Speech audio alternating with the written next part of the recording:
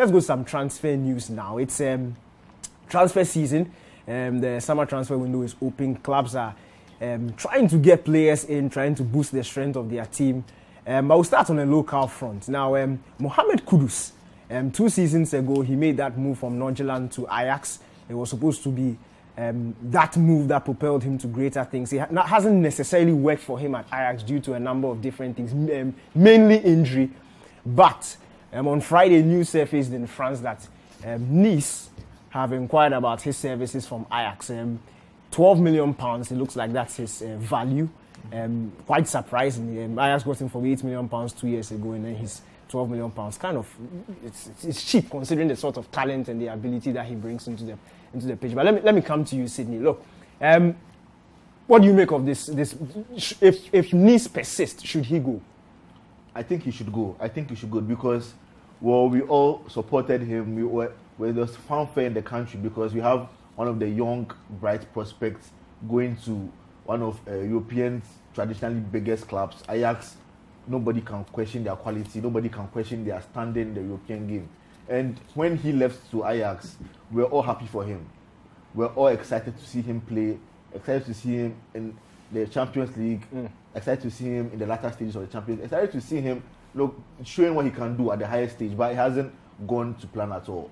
At the beginning, we can say that, yes, he was making waves, so he got a horrific injury in the match against Liverpool in the Champions League, and that has just derailed his career at Ajax so far. So if I were to be an advisor of Mohammed Kudus, I would tell him to take the chance, because going to Nice is not a bad place to go, because Nice, I won't say they are one of the biggest. But isn't the French league a bit too physical?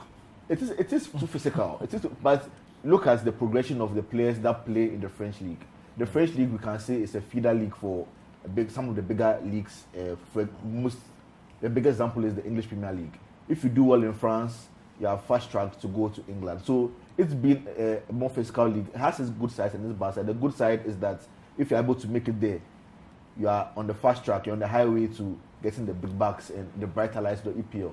And if you can't survive there, then it brings to question your quality, and it brings to question, because sometimes you have to take a step back before you can move forward. I've seen it happen a lot of times, a lot of instances where players, sometimes it seems as if they're taking a step back in their career. But look at Renato Sanchez. He was doing so well. He went to Bayern Munich. He faltered off. He has come back. He came back to Lille. He has done well at Lille, and he's looking as if he's going to get a bigger move very soon. So I won't say it's a bad move for Kudus. I think he has the tools to succeed in France. He has the right temperament to also succeed in France. And I would advise him to go for that move. Emmanuel, for somebody who was, he is still touted as the next big thing over here, but that move to Ajax was supposed to be the big move. He was supposed to set the ground running, and in his early weeks, it looked like things were going to get better for him. Of course, things were going to, he was going to hit the road and progress into a much better player than he came. But then the injury struck. But then there's another school of thought that talks about Ten Hag leaving, players also leaving. This could be his chance, because if you look in midfield, he's played in deep DM before. He's played central midfield, he's played attacking midfield. Gravenberch, who looked like took his place, has left. So there's a vacancy there. A number of players have left. A new coach is coming in. Maybe staying and trying to work his way back into the new coach's plans would be the best. Or I think I seem to side with that story, as I indicated on Friday. Because I do believe that with the overhaul that's going on at Ajax, there's a new coach coming in. He's more likely to become, let's say, a senior figure there, seeing that he's been through the ranks and he knows how the team runs.